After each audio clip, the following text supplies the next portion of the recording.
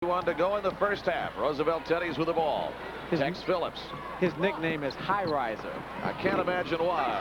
Nice tip. There's the tip underneath by Steve MacArthur on the shot by Charles, and it's 2018 Roosevelt. 6:35 to go in the half. Matt McDonough now for Cretin Derham Hall. Rosga to the right side. Tower inside. Pump to the high post. Hit. Floats in for Josh Krieger, and Frank Hentges in the Roosevelt bench powering for the turnover. Josh Krieger has really improved. We saw Cretin in the tournament last year, and he was lucky to keep his strides going up and down the court. He improves like that again next year. 6'10" junior could be quite a prospect. Wheeling around. Phillips jumps short. Arvesta Kelly for the rebound. Needs to follow through, a little better shot selection at this time, and he's a guy that has a tremendous amount of pride in his game and probably pressing a little hard right now to have the great game. Robert Hanna is on him. Now on the right side, here's Arvesta Kelly to the point. Rosga off the rim.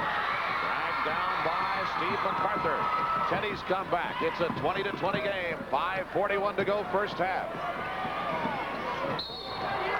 Popped underneath by Arvesta Kelly, who can't believe it's going to get dinged to him. Well, I rarely ever like to contest or disagree with the referee's call. Now, that was a pretty darn good play by Kelly, just trying to keep Charles away from the backboard there. He's a little disgruntled with the call, as you can see, but he's doing it with a smile. And it's his third personal foul, too. 5:38 to go in the half. It's a 20-20 game, and there's a break in the action. We'll be right back. Look at the great offensive rebounding prowess of this Teddy's team. You take a shot here by Wayne Charles, and look at the great tip in by MacArthur. That is going to be a key for this game of how well the Cretin Derham Hall Raiders blocks out on the offensive boards. That's been the strength of this Roosevelt team for the entire year. And we've seen it many, many times change the complexion of the game in this tournament. Exactly. 5:38 to go in the half. 20-20. Tex Phillips hands the three-pointer for Roosevelt, and the Teddy's lead 23-20. 5.5 to go in the half. And if we took a look at that shot in comparison with the other 3 or 4 that he's missed outside, his follow through an extension was absolutely perfect on that. Now Cretin Derham Hall, long pass, just retrieved by Johnny Tower. Long reach at 6'5". Done. Now here is Krieger. Right side. Baseliner will drop for a pair for Steve Rosga, the junior guard. The Raiders are doing a great job on with patience and offensive execution, and also trying to get around this pressure defense by this Roosevelt ball club. 23-22. Roosevelt's lead cut to 1 at the moment. 4:49 to go in the half. Ashanti McFarland banked it right in. It's a two-pointer, and now the Teddy's lead 25-22. Did Ashanti call glass? That's what I want to know. Charles has been doing a good job. We haven't called Towers' name much in the last few moments. He had 7 points early, but Charles been right on him. He got a little too close that time, picked up a foul. Well, you know, Frank Hentges probably told him at the quarter break, hey, this guy can shoot. You want to crowd him. You don't want to give him an inch of breathing room. And when he gets it, make him put it on the floor to create a shot for himself. Frank Hentges holding his tie and looking up at the scoreboard. Now turning for Cretin. Here's Krieger. He traveled, and the Teddy's get the ball. They caught him on the walk on that one. Take a look at this play inside as Krieger gets the ball inside, battling Steve MacArthur here. He wheels. He's a little bit off balance, and a great block by MacArthur. Tex Phillips, Ashanti McFarland, Io Henderson now for the Teddies. Phillips in the corner. The pointer is off and turned back by Israel Moses. Cretin Derham Hall with the ball. Matt McDonough. 25-22 Roosevelt. 4:04 to go first half. Raiders with the ball trailing by 3. Moses on the deck. McDonough. Now here's Tower. Leaping. Got it. Johnny Tower. He can shoot the jumper, can he? Yes. And he made that one off the dribble, too. And that's one of the things he's been standing out there and bombing away. You still want to make him do something different than what he's been accustomed to doing. That's what we saw. Roosevelt by 1. Zone buster Trent Lawson kind of early in the game because they weren't having a lot of outside success, but he's not as quick on defense, and Roosevelt wants to keep that defensive quickness, and it's costing him a little maybe offensively. Hey, and it's Israel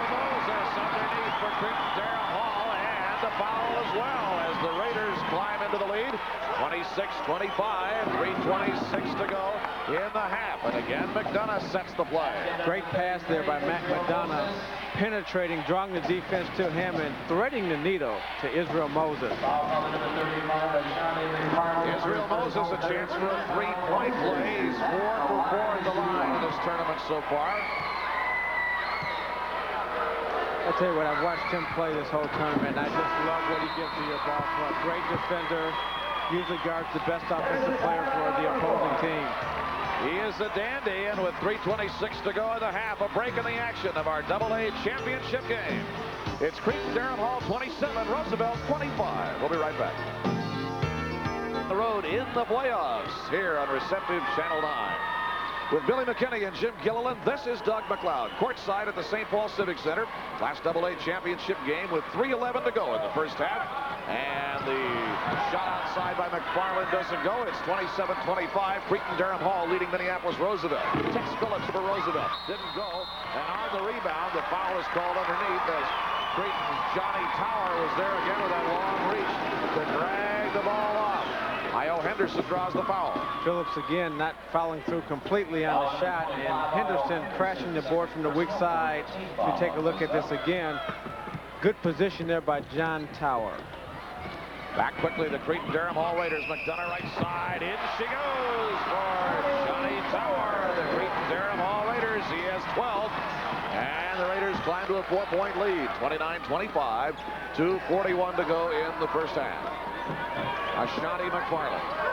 Here's Io Henderson. Tex Phillips on the left side.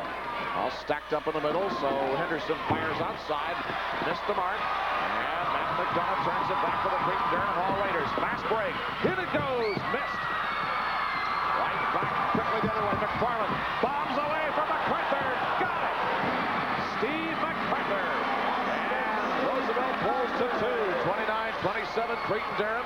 2:11 to go in the half. Great hustle on both ends by both teams, and losing the ball on the offensive end, hustling back to try to prevent the easy basket. We're going to have problems with that Cretin zone. Trent Lawson's at the scorer's table. Whoops. Here comes Tex Phillips. 360 baseline lab. Tipped by MacArthur.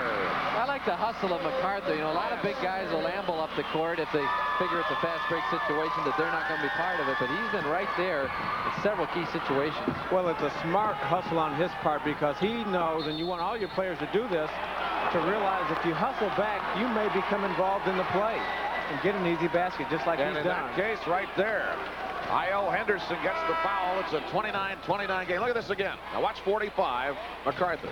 And again, we see the big key there is Krieger goes over to help out. Nobody there to block out MacArthur. He gets a nice tip basket. Io Henderson now has 3 fouls for Roosevelt. Remember, Arvesta Kelly has 3 as well for Cretin Derham Hall, and both of those players are going to hit the bench now. Kelly's been on it already. And now Henderson will go as well. At the free throw line for the Raiders, Josh Krieger to shoot 1-1. They've switched the entire guard combination for Roosevelt. Daryl McGee and Trent Lawson in for Henderson and McFarland, who can suspend their rock throwing contest right now. They weren't shooting too well down there. Well, and you have Lawson, who came in the game last night and provided some outstanding outside shooting against the Mounds View Ball Club. Daryl McGee, a good-looking junior player who does a lot of things well, rebounds, plays great defense, and has the ability to hit that outside shot also. Phillips has come way out and kind of a 3-out offense now. Are they going for one shot? Well, 1:17 to go in the half. It's 31-29 Cretin. Well, one of the things that they're doing by this is they want this defense to come out and play them. This defense, Jim, as we've talked about, has been packed into the paint and forcing the Teddies to shoot outside. Now the Teddies said, hey, come out here and play us, and that will open up that inside-outside action, that high-low action between Charles and MacArthur. The conductor over there is Len Hariza, the boss of the Cretin Derham Hall Raiders, orchestrating the defense as the Minneapolis Roosevelt Teddies. He's saying, don't go out. We're ahead. Yeah. They're leading by 2. He's going to sit down now. 36 seconds to go in the half. They don't have to come out. Number 21 is Trent Lawson. Number 11 is Daryl McGee for the Roosevelt Teddies. Last seconds of the first half. Roosevelt Trailing by 2. Here's McGee. Now they go the right side for Charles. McGee. Notice how Roosevelt, as that clock winds down, they're starting to walk that offense closer to the basket so they can get the shot that they want. They're popped out by MacArthur. Here's Darrell McGee. Tip underneath didn't work for John Phillips. And the Cretin Derham Hall Raiders will launch one at the horn. And that is the end of the first half of our 1991 AA championship game. On our TCF scoreboard, it's halftime. The Cretin Derham Hall Raiders 31. Minneapolis Roosevelt Teddies 29, and the 1991 Boys State High School basketball tournament will continue after these messages. St. Paul Civic Center, halftime of our Class AA championship game, and it's a dandy. Cretin Derham Hall leading Minneapolis Roosevelt 31-29. Well, if you were with us this afternoon, you saw the AAA awards for academics, athletics, and the arts given out in Class A. Well, now we will enjoy the Class AA, AAA awards. Let's go to courtside and meet all the award winners. To honor these special leaders, the Minnesota State High School League and its 450 member schools are sponsoring the Academics, Arts, and Athletics Award. This award is given to high school seniors who have a 3.5 or higher grade point average and who have participated in and made contributions to league-sponsored athletic programs and fine arts activities such as theater, music, speech, and debate.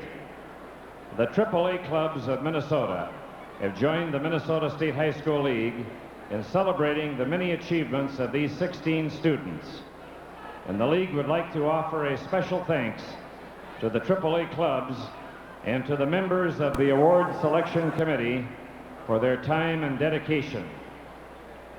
Awarding medals to these outstanding students are Larry Tompkins, President of the League's Board of Directors, David Stead, Executive Director of the League, Dwayne Edberg, President, AAA Minnesota, and Ron Sigmund, Vice President of Public Relations, AAA Minnesota. And now the 1991 Class AA Academics, Arts, and Athletics Award finalists. Representing Region 1 AA from Winona High School, Jennifer Bentley.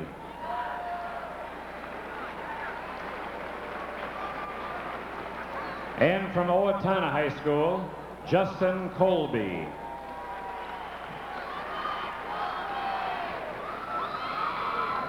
Representing Region 2 AA from Mankato West High School, Eric Wolford.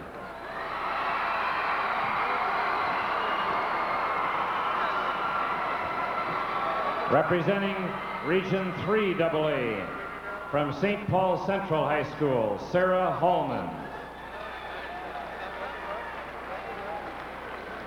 And from St. Paul Highland Park High School, Tony Levine.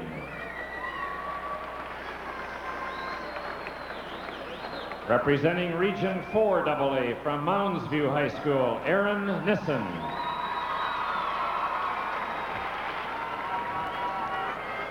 Representing Region 5 AA from Fridley High School, Kim Carlson.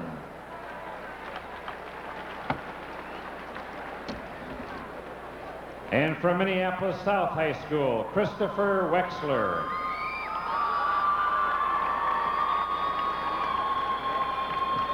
Representing Region 6 AA from Robbinsdale Armstrong High School, Hillary Cooperman.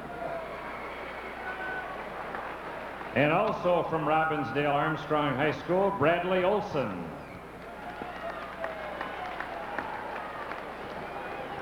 Representing Region 7 AA from Cloquet High School, Kristen Pokala, and from St. Francis High School, Jason Carlson. These two are unable to attend today's ceremony. Representing Region 8 AA from Moorhead High School, Stacy Argent. From Lincoln High School in Thief River Falls, Jamie Tompton. And the 1991 State Academics, Arts, and Athletics Award goes to, from Region 2 AA, Emily Hansen from Prior Lake High School, and from Region 4 AA, Scott Norquist from Forest Lake High School.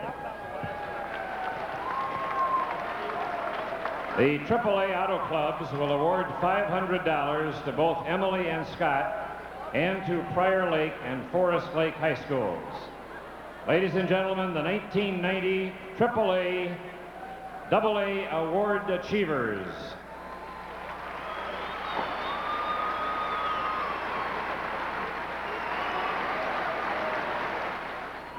Well, congratulations all. It's straight A's, the AAA AA Awards for 1991. Back with more for halftime festivities live from the St. Paul Civic Center.